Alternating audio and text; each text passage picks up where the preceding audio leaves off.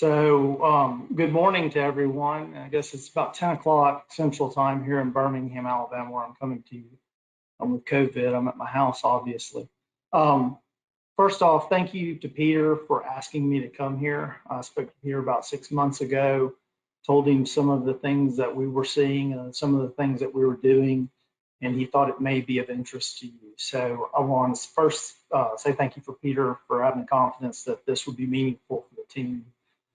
Secondly, I want to say thank you to each of the companies who's represented here. I understand that the Construction Industry Safety Initiative was founded in 2007, and it's made up primarily of the largest construction firms in America, and the CEOs and safety directors are the two people that attend from each of the companies. So thank you for what you're doing and your dedication to the safety of our construction craft.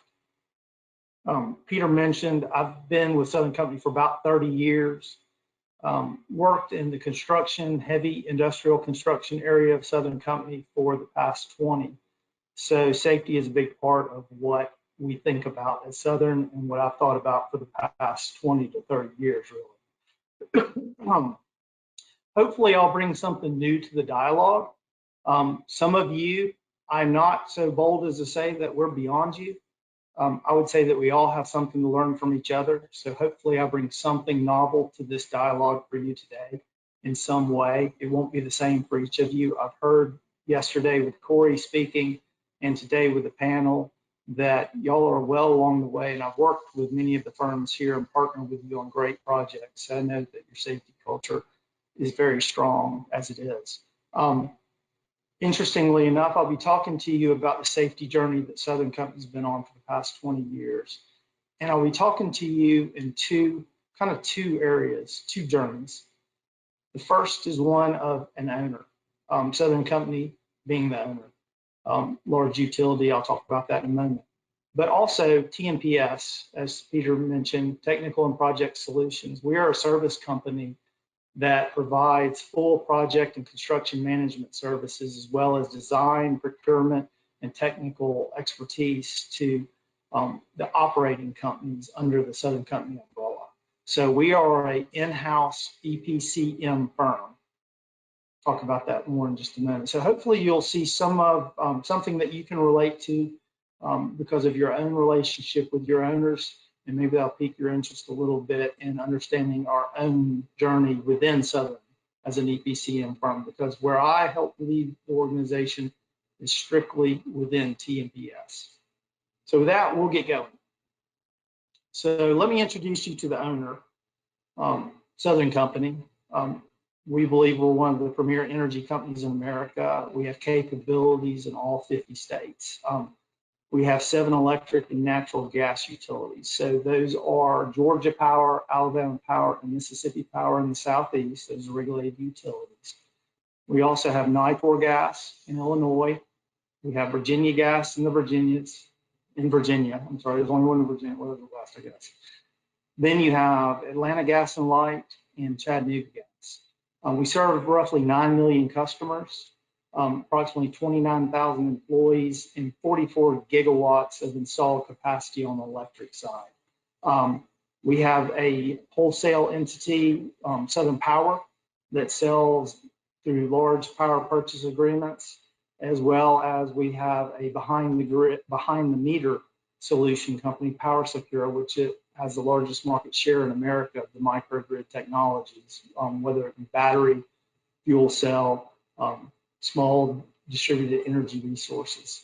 So we have quite a broad realm of energy companies and energy suppliers. So just want to give you a little piece of what Southern is, because here in the Southeast, we may think that we're big, but we also know that many of you work globally, and to you, we're not the big guy that we think we are sometimes. Now let me introduce you to the organization that I help lead, Technical and Project Solutions. Like I said, we're a subsidiary service company capable of full EPCM services. Important to note, we do not direct hire our craft. We contract with partners such as yourselves.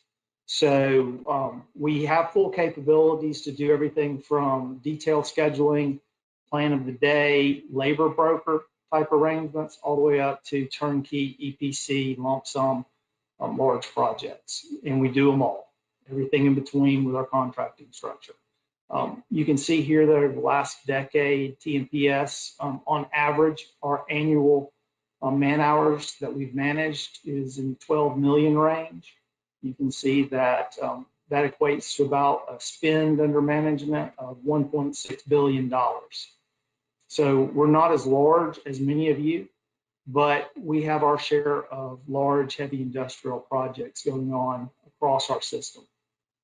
Typical projects you can see at the bottom there, natural gas combined cycles to hydroelectric to just an outage, facility retrofit, environmental controls, as well as compression stations on the natural gas side. So that's TMPS. So that is the EPC firm that I represent within Southern. I'm going to talk to you about the journey that we've been on within Southern Company, and our journey started in 01.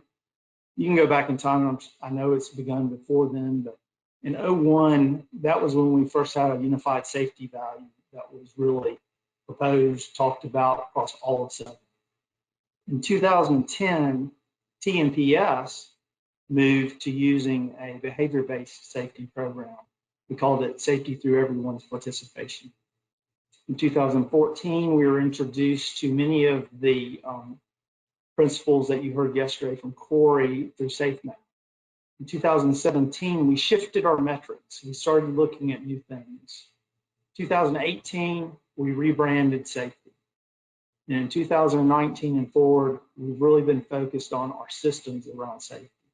But I want to go back to 2016. I highlighted it in yellow there because that was a pivotal moment for Southern Company as well as TMPS. And I'm going to touch on it in greater depth in a moment. But the Safety Culture Survey, many of you participated in a similar survey through Corey. We did it across all of Southern Company. And I'll touch on that, what it meant to us. So in 2001, the journey began. Alabama Power had been using a slogan for their safety message. It was called Target Zero. You see it there. Many of you have similar. Every day, every job safely. This program was really focused on developing a rigorous safety program with rules, making sure that we enforce those rules, we train the people on those rules. When you had any incidents, you case managed the medical treatment so that you would try to make sure that the person got the medical care that they needed, but if at all possible, could you keep it below the threshold of OSHA recordable? I think that's, while not always said, I think that's something that we see prevalent in the industry. And it was really focused on, once you had an incident, doing a root cause analysis. I've heard that talked about today, the root cause analysis, which generally back in those days resulted in finding the person that broke a safety rule that led to the injury. At TMPS, you see the chart on the right side of the screen. TMPS in 2001 was the first year that we actually began tracking the project safety metrics. So to understand that, at TMPS, all of our employees are employees of Southern Company, but we don't direct hire the craft. So it's contractors on our sites that we're working with. Before that, the contractors tracked their own safety. We didn't necessarily look in and see what their OSHA recordable rate was on the project. In 2001, we started collecting all man hours, whether they're our own employees or contractor employees, vendors, whatever it may be, and looking at all the safety stats and all the injuries that reached the level of recordable anyway, to look and see what our recordable incident rate was on our major projects. And as you can see, Target Zero, and I think most of you have seen this as well, worked well. Over that decade, you can see where we started at maybe a industry average kind of 3. We drove it down to sub 1.0 in 2009. And that was significant for us because 1.0 had been kind of our holy grail. Could we get down to 1? Now, Target Zero And everybody says 0 is the goal, and it is. But to get to 1 was significant for us. So target 0 really did what we wanted it to do. It started driving us in that way. Now you see 2005, there's an outlier there because we had a project that, quite honestly, you've all had them that kind of got a little sideways and a little bit just in a bad way, where you had a lot of minor incidents that were coming up and being recorded and reported, and a lot of things going on. But you can see the general trend there. I think most of you lived through this. The result of target 0, we drove RIR lower, lowest ever in 2009.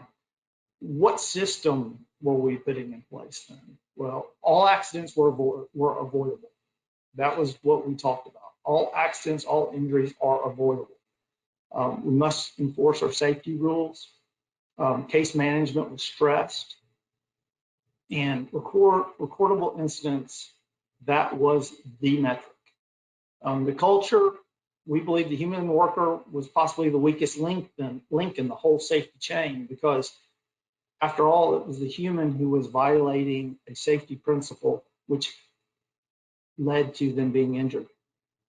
We were trying to fix the person. The root cause was generally directed to find out who violated the safety rule. And nobody wanted to be the one. And I will say that this was the era of biscuits and banners. I say that because at this time, that moniker that you see on the left there, target 0, every day, every job safely, was actually printed on flags. And each site got that flag at the end of the year if you had 0 recordables. And we had many sites that achieved 0 recordables, whether it was a office setting, a operating plant, or a major project. You got that flag and you got to fly it above, either in your conference room or above the construction trailer on many of our sites. And it was really something that people held with a lot of pride that they achieved target 0. But this also began to create a culture of less than openness. I call it 0 transparency. And I will tell you a story that made me start thinking about this. It was during this time when we had a project team who was dedicated to nothing but outages in the Birmingham area. We had 3 major fossil fuel plants in Birmingham. And that team worked in this year over 1 million man hours on turnarounds.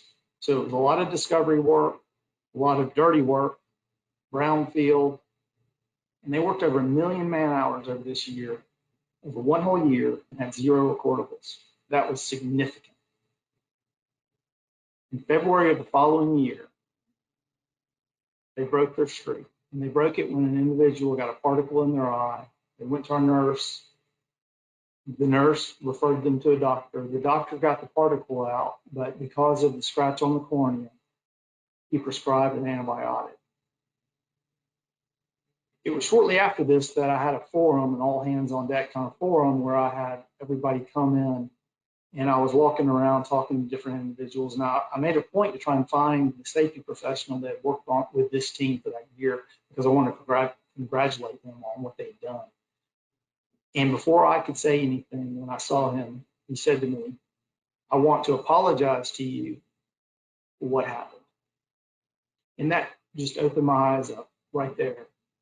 Is this the culture that we really want?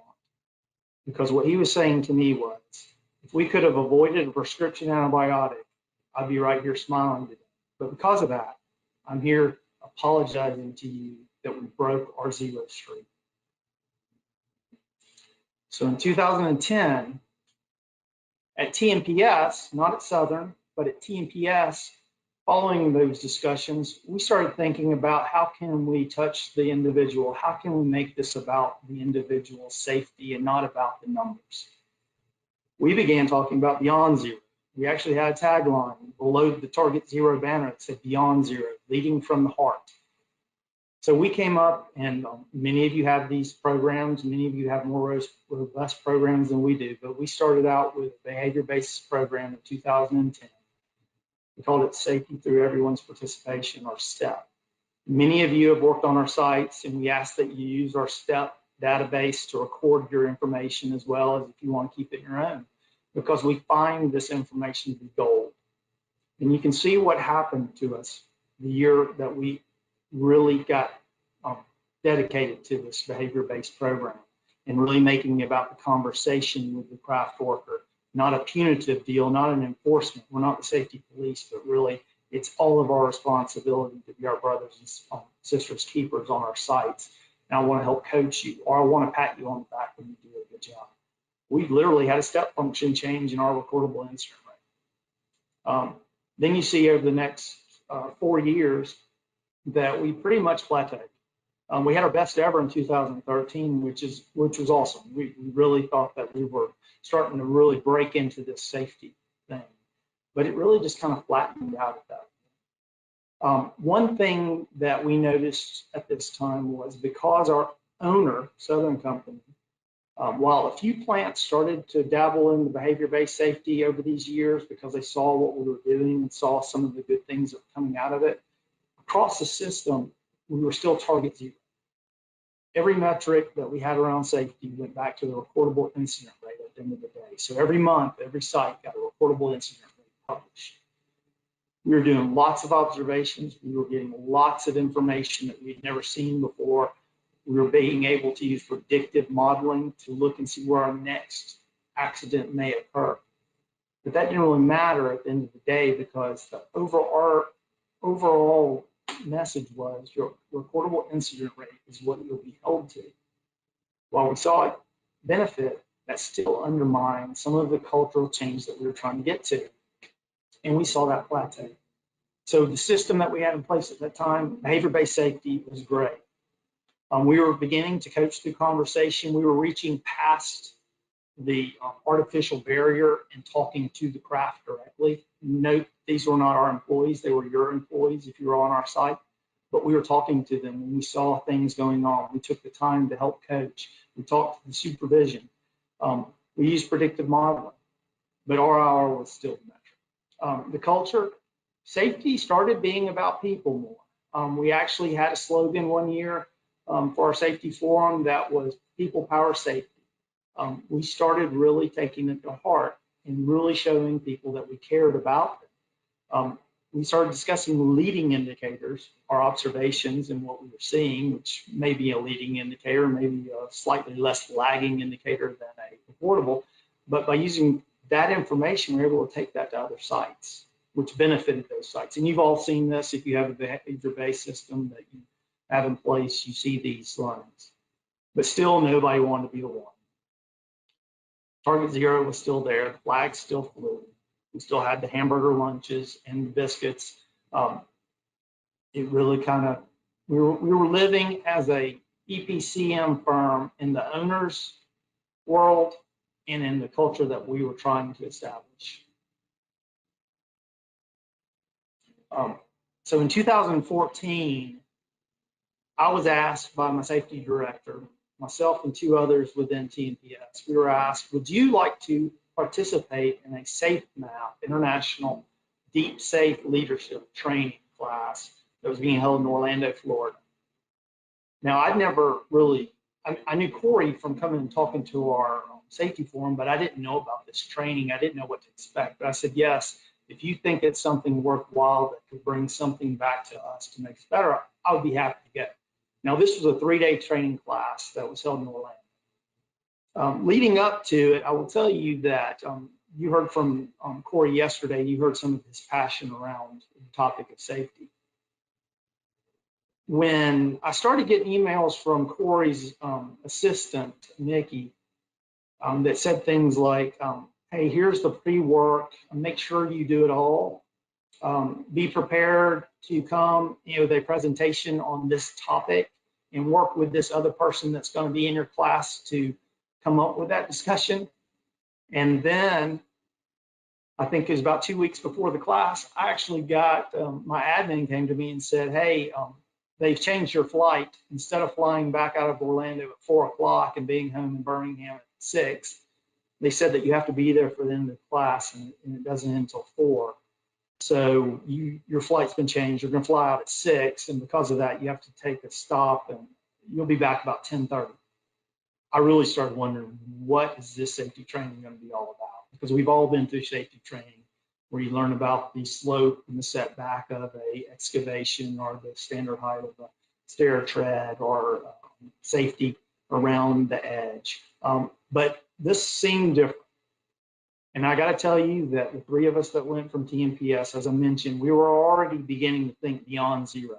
While Southern was still focused on target zero, in our mind, we wanted to figure out how to engage the worker and get them to think about safety the way that we did and not see us as a police. And we went to this training. You heard yesterday 7 delusions of a near zero company. I think he might have said beyond zero. I forget what he said yesterday, but he said something very important in class that reaffirmed what we had begun thinking at TMPS. He said 0 injuries as the goal creates a barrier to becoming a safe organization. And that resonated with us. He was really talking about the old thinking, and I'll say that that was the thinking that we were living in. All accidents being preventable, rules controlling behavior, the human is the weakest link, all events controllable, safety, the absence of injury, safety watches over operations. And he introduced us to a new paradigm, one where human performance came in. Human error is human nature. All humans are fallible. So how do you equate all accidents being preventable with all humans are fallible? Systems and culture drive behavior. This became very important to us because we had put a lot of rules in place around safety because we were trying to control and have a compliant culture. Human was the strongest link. That was something that we had already latched on to and tried to figure out how to engage those humans. All events being complex and dynamic. Some of you talked today about the Swiss cheese. You look back and you see the holes and they line up. You look forward and you see a whole bunch of first layer of holes, but you don't know what the second hole is. You don't know what the third one is. And it's always changing. And Swiss cheese is not static, it's dynamic. So how do you become ready to respond to the risk?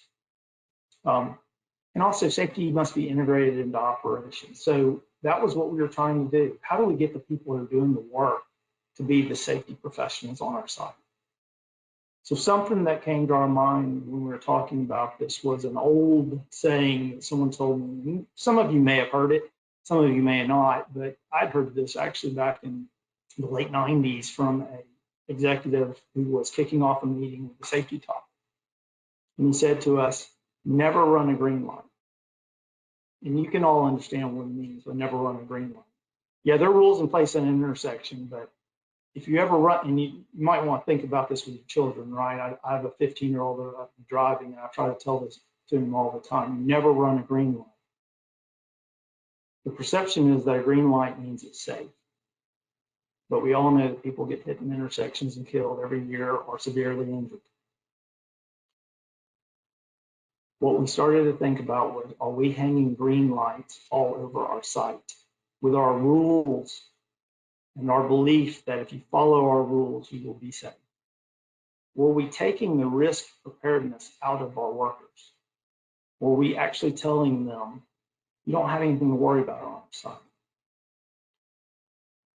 At the same time, Southern continued to foster target zero. You see there in the lower right, there's a picture, that is a t-shirt, the back of the t-shirt that I have.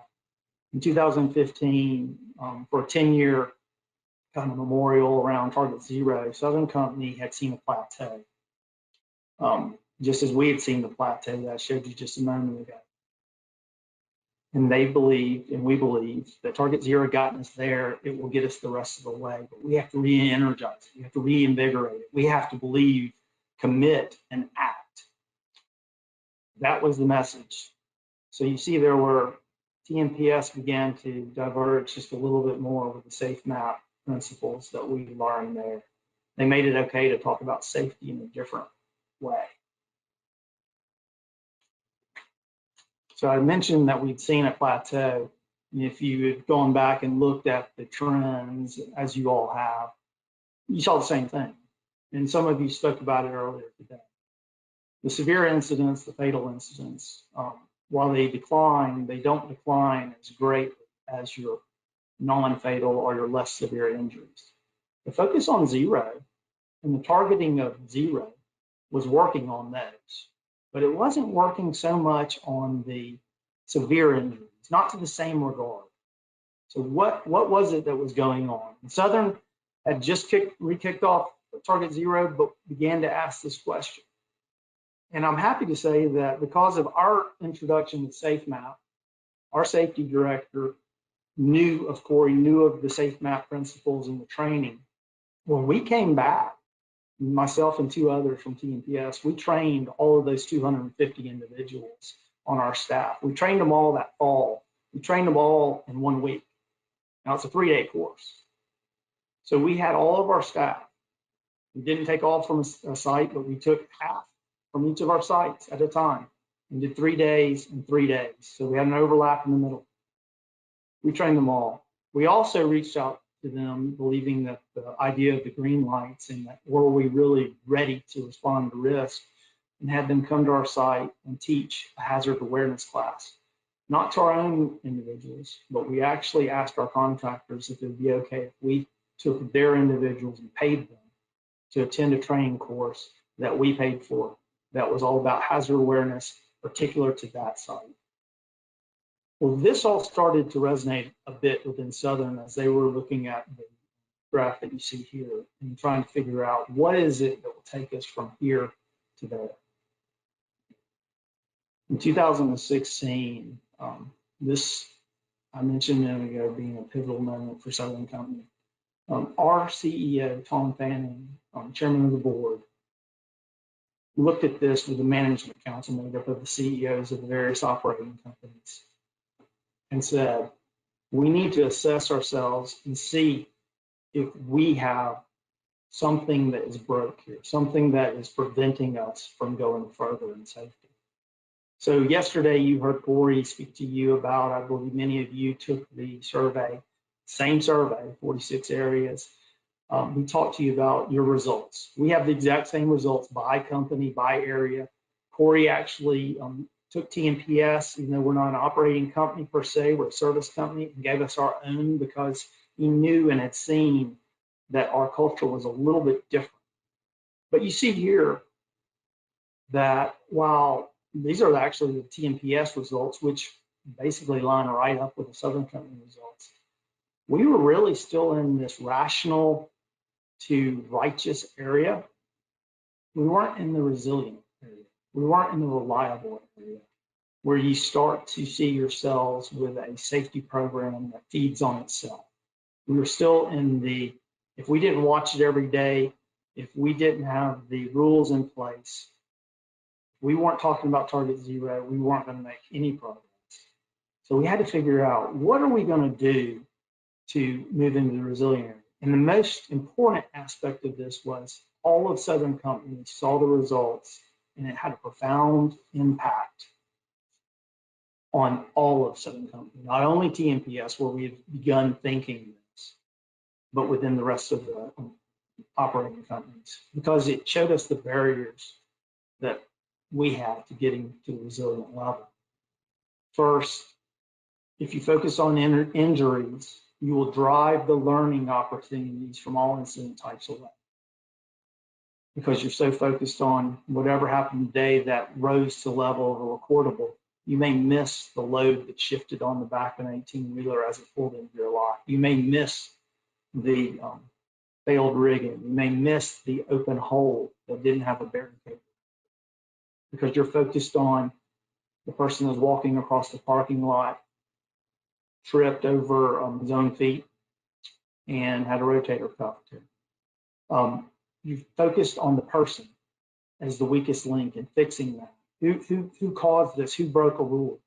Instead of focusing on the system and the culture, as I mentioned before, the system and culture that we had in place began to change at TNPS before at Southern. But now it was something that Southern was beginning to focus on, and that helped us immensely at TNPS. Complicated safety rules. If you believe that rules are the way to safety, then you're in a compliant mindset. You're going to come up with a lot of safety rules. I can tell you that we had an abundance of safety rules at TNPS. We had one that said If you're going to pick up a full water keg, 2 people had to be there. One person was not to do that task alone because we had somebody with a back pull that got a prescription medication, became a recordable. Well, how do you stop it? We came up with a new rule. Really need to be moving to fewer and leaner risk systems that are understood by them. Information siloed. In the South, we have a saying, keep it down home cuts. When incidents arose on sites, even if they were looked at that site, not reportable, because reportable will rise to the level of the enterprise. But if it was not a reportable, many times they were looked at maybe at the site, but they weren't broadcast. Others weren't learning from that same opportunity. You've got to move to an idea of celebrating engagement. You pat people on the back for talking about things. And finally, target zero, you've got to move beyond zero, because focusing on zero really detracts you from a lot of the big things and a lot of the opportunities you have to learn.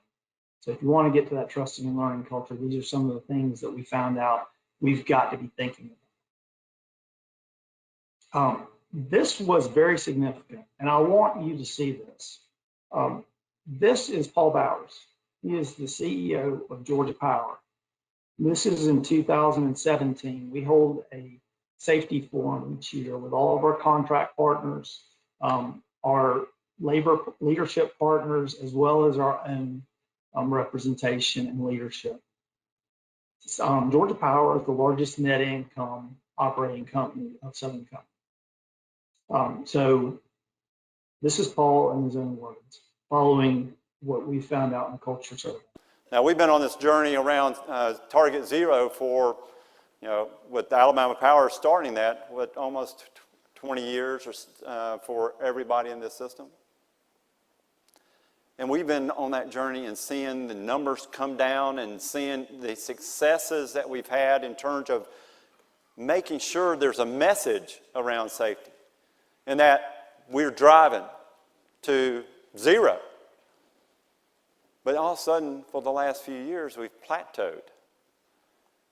And that's when I realized something's got to change. Even for my behavior, I got to change. Now, I'm the cause of driving us to try to get to zero. My heart's in the right place. I don't want anybody hurt. I don't want anything to happen to anybody. I mean, I'm the one who gets to, have to call after a big incident happens. Or I'm the one that sits in the living room of someone that we don't have with us anymore. And that's heart-wrenching. And I don't want to have that happen to any of us. So I care immensely for our team, but I was driving us to put numbers on the ground. We weren't seeing the true picture of what was going on in our business. We weren't seeing the incidents. We weren't seeing the things that we could avoid because we're focused on the numbers. So what Paul was saying there was basically that we plateaued, and a lot of the blame for where we had gotten to and not being able to move past laid in leadership. It was us. It was the idea that we needed to target zero.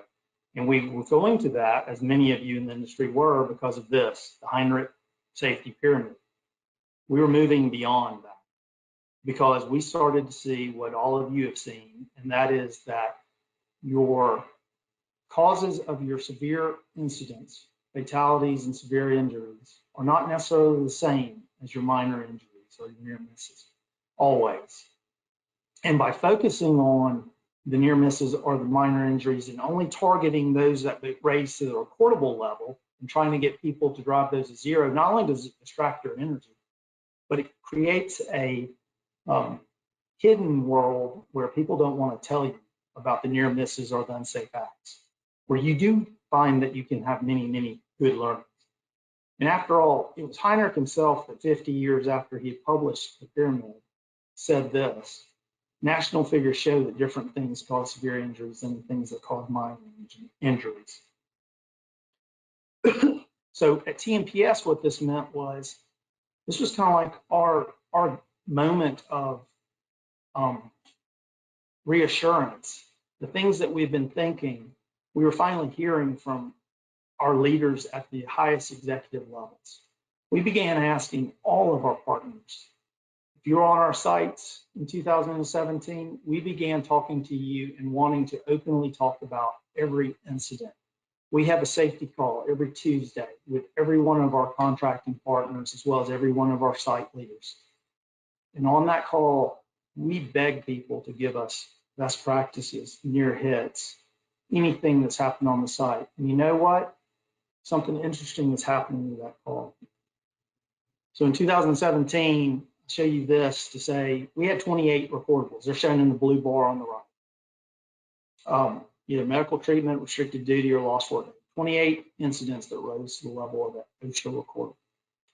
It was in 2017 that we began asking for all of this information. We said, if we get all this information, we need to analyze it and see what y'all called yesterday, I believe, the SIF. We called it PSIF. Which of these incidents had a potential for a serious injury or a fatality? How do we learn from this information? It's a lot of data, but how do you make it informational for leadership? And in doing so, you can see the area that maybe was less reported in the past became more reported because we were asking people to let us know about it because we wanted to learn from it. And they saw that. They saw that in our culture. They saw what we were doing. If you look at those numbers, there are 28 recordables that in the past we would have certainly learned something from. Only 9 of those rose to the severity of a severe injury, or potential for a severe injury or a fatality. And I'll tell you, we didn't have 9 serious injuries that year. But 28 recordables that we would typically focus on.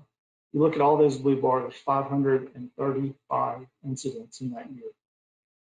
We wanted to learn from all of them, so we began this process. We developed the PSIF process that I just mentioned, where we actually analyze everything. We review every incident objectively by a panel on a monthly basis, and those with the high potential are identified. And we then communicate those out to everyone, whether it be ourselves or our contract partners. We want everybody to know what's going on across our system because there are lessons to be learned. So we learned that year that not only could we learn from those 28 recordables, but we could learn from 535 events. Only nine of the recordables rose to a PSIF. But 66 of the other area that in the past may have been underreported or we hadn't looked at as hard, 66 of them rose to a PSIF. So 88% of our high value learnings in the past we really weren't focused on. We were focused on target 0. And target 0 was all about recordable injury rates. So a natural question when you see that kind of information, as I did in 2017, I asked for it, right? I said, please, let's talk about everything. Our site started giving us everything. So a natural question, any of you sitting in my seat or your own seat, and you started seeing that, and maybe have at your company, what you're going to ask is, are we lucky or good? I mean, only 28 recordables and only 9 of those had a high potential for serious injury or fatality, but we had 66 potential and we had 507 other incidents on our sites. So we began populating this chart and putting it out every month. We call it the Lucky or Good chart. Some people call it our PSIF chart. But what this says is each one of those blue bars is every incident that occurred on our site for that month. If it's in the blue line, it either was a non-PSIF incident, didn't reach that level of potential, or there was a control in place. The red and green bars are those areas that we focus intensely today. And you can see this was the first year that we did it. There were some months that scared us quite badly, where you have 13 or 14 incidents where a control was not in place or was not used adequately. That is what we've been able to take from this. And I can tell you now that our PSIF chart, while the blue bar itself, the height of it, how high should it be? I don't know. And going into this, we told our team, we don't know what good is. Should it be 200? I don't know. Does that mean you're unsafe and you just have too much going on that are causing incidents? Or should it be 0, which means maybe people aren't telling you about things? But I can tell you that I'm very proud of the fact that those incidents don't equal the number of reportables in that month. Because I've seen others use this tool and all they learn from are the reportables even to this day. This is unique for us in that we were able to move this fast, I'm sorry. So in 2018, I told you we rebranded safety. I would say that in 2018, our safety found its why. You see the last line there, every job, every day safely. It should remind you of Target Zero because that was the tagline, Target Zero, every job, every day safely. But it's that first sentence that is so important about this. When Southern moved to this really changed our culture because it wiped out Target Zero. Target Zero is no longer a banner to be held up or a flag to be flown. We said we believe the safety of our employees and customers is paramount. That was a very big moment because words matter, because that was our why. That same year, we had rolled out a thing called Stop Work. This is something that is very interesting to us, but we rolled out Stop Work in 2018, really focusing on it. If you look in 2018, this is the program, by the way, that was developed by our Southern Safety Trilateral, which is made up of our contract partners, our union leadership, because we do a lot of jobs that are working with the unions while we do some their merit as well. But we also have our company representation together and really focused on how can we make it safer for everybody on our sites. And they developed this. It's a card that we give to every worker, and it's a commitment and an obligation that we expect from every worker on our site that if you see something unsafe or you have a question, even a question, you can pull your card and stop the work, and we will get back together and figure out what either needs to be corrected or get answers to your questions. In 2018, you see there we rolled it out across our sites. We had 162 stop works in that year. Two things that were very key to this that you need to know, and we've heard this from the craft. If you want this to be sustainable and to really take root, first thing is you need to thank the person who gives you the stop work because it took courage on that person, no matter how small or how insignificant it may seem to you or to the team. It took courage on that person to do it, and we need to thank them. We do that immensely. We have many programs to figure out how to thank our workers for pulling the stop work. Secondly, you've got to follow up with the person on the corrective action that came out of that stop work. It could be as simple as you retrained somebody. It could be as simple as you got together and everything was okay, but thank you for doing that because it gave us another chance to look at it and give us more eyes on. In 2019, if you look at that, we had 620 stop work authorities. Our union leadership cites this as the most significant program that Southern Company has ever undertaken and the greatest cultural shift they've ever seen in a large corporation around safety. So I would tell you that stop work works. It gets you 2 eyeballs and every worker on your site becomes a safety professional for you. It has stopped many incidents. Most significantly, we've seen trades call stop works on other trades without any incident, meaning nobody got upset about it. Everybody took it in the right spirit. They understood that they were there looking out for them. We've had contractors call stop works on other contractors without any fighting or any feuding about it. Everybody got the message. We're here to get better together. One of you that's on this call had a person on one of our sites, as a matter of fact, in a leadership position called stop work. And I thank them very much for it because they saw something going on which could have led to a very severe load issue on one of our sites. And I thank them for that. And they called it on another contractor, which took a lot of courage. I will tell you this, that when you start asking for all this information, how you receive the bad news, and this can be ugly. You can hear some ugly, bad stuff that you're like, oh, I thought we were better than this. How you receive that is paramount. Story I will give you is that in 2015, a dismantlement contractor came on our site. They were a family-owned business. You know, the uncle was the safety professional for the business. I was talking to the owner, who's the son of the founder, and I told him, I said, I just don't think your safety culture is where it needs to be. It's an art, not a science kind of approach of dismantlement. That's not how we're going to do it. We need you to really buy in. And by the way, this is a long journey. We've been on it for a decade and a half at this point. So, but I will commit to you that I'll be there with you, but we need you to go on the journey with us. He committed to me that they would. In 2017, you saw a minute ago about all the first aids and those things. 2017, first quarter was over. I looked at our first aids, and 2/3 of our first aids, and we had 17 sites in operation on heavy construction. He was on 2 dismantlement sites. So 2/3 of our first aids were from that one contractor. First thing I did was I picked up the phone and I called the gentleman and I said, "You're not getting it. Y'all have not put the right focus here." And he stopped me in my tracks when he said to me, "Robin, my folks told me that if we keep reporting to you as y'all are asking us to, that you're going to run us off." And I talked to them and told them, "No." I talked to Robin. He understands we're on a safety journey and we're looking to get better. And we're going to get better together. And this is a key part of it, is knowing what's going on. He taught me more that day about culture than I could ever teach him about safety culture. So how you respond is very key. We've all heard it. It takes a lot of trust in the bank, and it only takes one opportunity for you to wipe it all out. And that's so key, and I learned that day from that gentleman. I thanked him for that. Why are stop works important? Well, when we look at them, we do the same thing as we do with all the other incidents. We look at what is the likelihood of a severe or fatal outcome from those. And 25% of those 620 were rated objectively by our team to have potential for single fatality, multiple fatality, or disabling injury.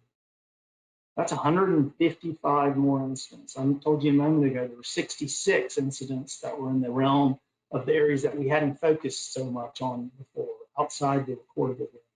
So that's 221 new opportunities that we've had to learn about significant issues with our safety program. That's 96% of the total 230 PSIF incidents for a year. 96% of them we typically would not have focused on to learn from. Only those 4%, or that 9, that were PSIF out of the recordable. That's significant for our culture and how we're learning. And it's significant because it speaks to the craft when they see us doing this. So 2019 and forward, I mentioned the system focus. First, we looked at our PSIFs and we started to put them into different categories. You can see them here where the most significant ones are following. We then began to think, well, we need to get some better rules in those certain areas and be very rigorous about it. But we also learned the lesson back in Target Zero that complicated safety systems are not always understood. So we moved to looking at the critical risk management categories here. These are the 10 that we found to be most significant on our sites. They will line up with many of your own programs if you have a critical risk management program. But in attacking those, we said we got to make it easily understood by the craft work. So this is an example of the placards that we put up around our sites, around operations, or on our sites. It's very simple. It has a few bullet points around the rules of the road, the things that will help to keep you safe, but it's not overly complicated. It's just a reminder. We also took our behavior-based system and said, if this is where people are getting severely injured, we should have focused checklists, focused observations at times. Not all the time, but at times we should go out and look at these areas, especially if we start to see trends around fall prevention, LADO. So these are some of the verifications that we began, and you can see them ramping up there in 2019 through 2020 today. This is just inspecting what we expect and making it simple for our people to go out there and be focused on one critical management area to get better. So with that, I'm going to sum it up, and then I'll take questions. First, Target Zero was a good first step, but it focused on the number. Our behavior-based system allowed safety to become about the person, but we were still operating within a owner-led Target Zero environment. SAFEmap really started to resonate with us in talking about beyond zero, responding to risk and not the absence of injury. The culture survey, that was so pivotal for Southern because it got all of management, all of upper leadership on the same page. It moved us beyond zero so that all of us could actually embrace some of these ideas that we had begun seeing before that. The new metrics began to drive greater transparency and learning. I mentioned the number of opportunities to learn from when you actually get your people talking and openly talking about it, once you move beyond that zero drive. Safety first value, greater safety buy-in from the workers. I mentioned the stop work program. That was so key to getting that buy-in from the workers, because it showed them that we cared enough about them that they could stop the work at any time and there were no repercussions. We actually thanked them for doing so. System focus, I mentioned that just a second ago, but driving a better readiness to respond to critical risk by really focusing you on where your severe injuries are likely to happen and making it simple and easy for the craft to understand the rules of the road. So with that, I'll just say safety is about people. Culture's got to drive transparency. Your system's got to be made simple while focusing on the risks and change of life. And I'll just ask y'all, and then we'll go to questions. Are you good or